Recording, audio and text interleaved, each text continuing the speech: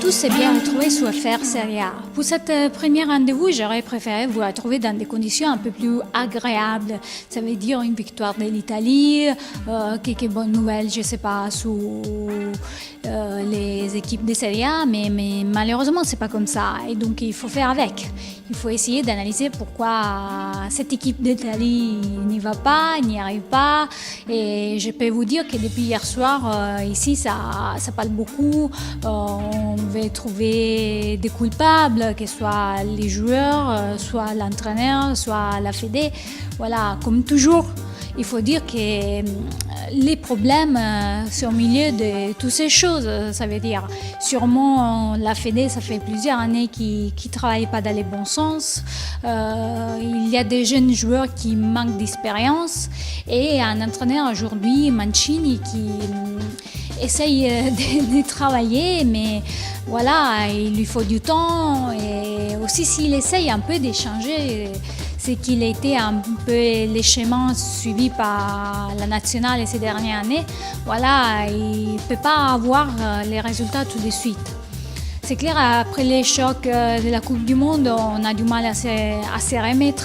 Et les matchs qu'on a vus jusqu'à maintenant, on nous laisse un peu des mal dans notre intérieur parce qu'on est habitué aussi quand l'Italie ne jouait pas bien à avoir des victoires ou quand même à avoir des sentiments que quelque chose ça pouvait bouger.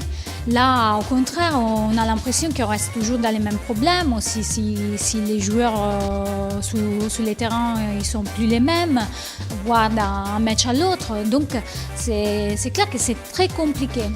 Voilà, là, je vais essayer d'analyser les choses point par point. Je commencerai par un problème qu'il a fait beaucoup parler ces derniers jours, ça veut dire le cas de Balotelli. Voilà, pourquoi appeler Balotelli national et vu tout ce qu'il a passé pendant l'été, les problèmes liés au mercato, à sa forme physique, voilà. C'est vrai qu'il y a une relation un peu spéciale entre Mancini et Super Mario, mais au-delà de ça, c'est qu'il a, à côté de tout, à côté de son caractère un peu particulier, voilà, sûrement Balotelli, il a l'expérience, il a les pieds. Et dans une équipe qui n'a pas beaucoup de fantaisie à ces moments-là, sauf peut-être pour Insigne, Belotti, oui, mais voilà, ces derniers mois, c'était quand même déjà moins bien par rapport à l'année dernière.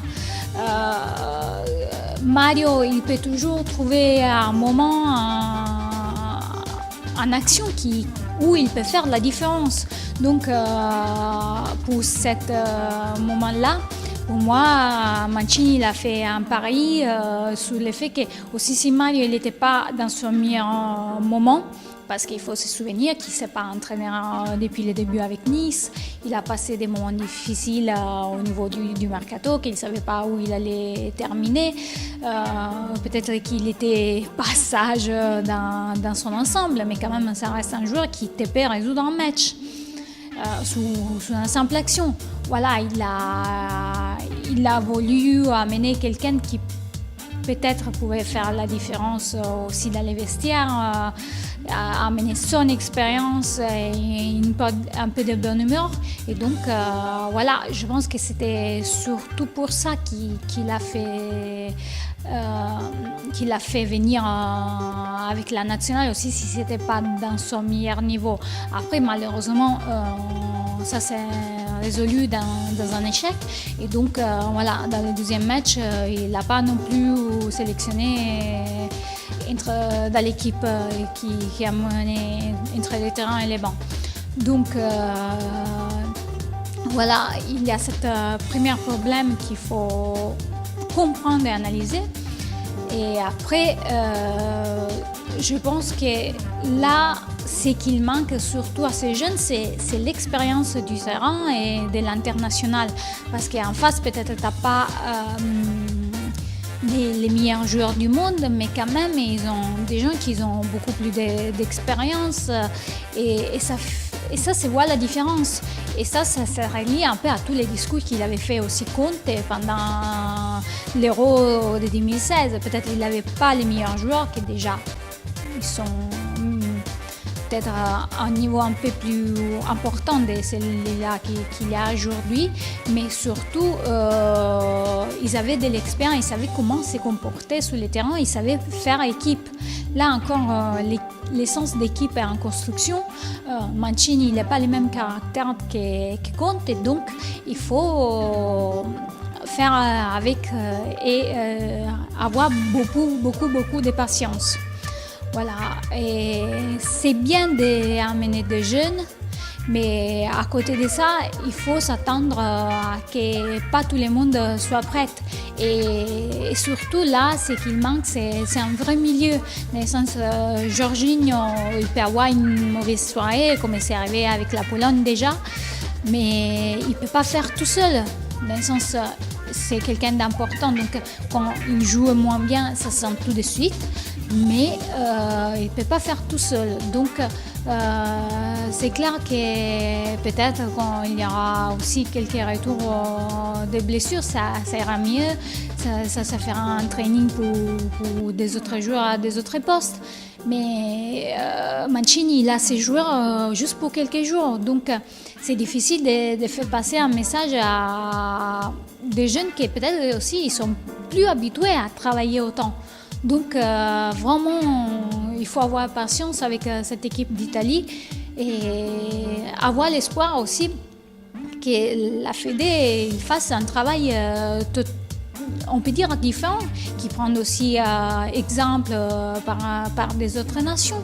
Voilà, et surtout qu'il y a une concertation entre aussi les clubs de Serie A qui puissent amener les jeunes à grandir petit à petit, parce que ça c'est un problème générationnel de l'Italie, pas que du foot. C'est que les jeunes, ils sont jamais prêts pour montrer leur qualité. Donc ça crée aussi un peu un manque de confiance qu'après on voit sur les terrains, sous les excès dans les jeux. Ça veut dire que c'est pas les problèmes, les schémas qui est choisi par l'entraîneur. En général la tactique, ou la technique, mais vraiment un travail de formation qui doit être fait meilleur pour que ces jeunes ils arrivent aussi à 21, 22, 23 ou quoi que ce soit, plus prêts mentalement à affronter des situations qui ne leur fassent pas faire des erreurs qui après on va payer cher. Voilà, là c'est une période de transition très difficile. Il y a des autres équipes qui ont vécu ça avant par rapport à nous. Donc je pense qu'il faudra attendre et il faudra voir les prochaines étapes et les prochaines décisions de Mancini, parce que sûrement il a l'expérience pour comprendre et résoudre ces problèmes-là. Peut-être il fera des pas en arrière par rapport à ce qu'il a fait jusqu'à maintenant, mais ça c'est lui qui connaît mieux ce qu'il peut faire, et surtout il faut essayer de voir la photographie totale, la photo totale de la situation, et pas que ces points-ci ou ces points-là, parce que sinon on ne va pas comprendre et on va créer une polémique qui à la fin c'est stérile et il va aider personne. Donc je vous invite à revoir ça et on va se retrouver très prochainement pour des autres types de rendez-vous beaucoup plus peut-être agréables. Je vous dis rien par rapport aux invités, mais c'est clair que j'essaierai de vous amener à connaître les tifosi dedans, les histoires des différentes équipes d'Italie, et j'espère que vous allez apprécier ça, parce que ça sera sûrement plus agréable que parler toujours des problèmes. À la prochaine, et j'espère que vous avez passé un moment agréable. Ciao!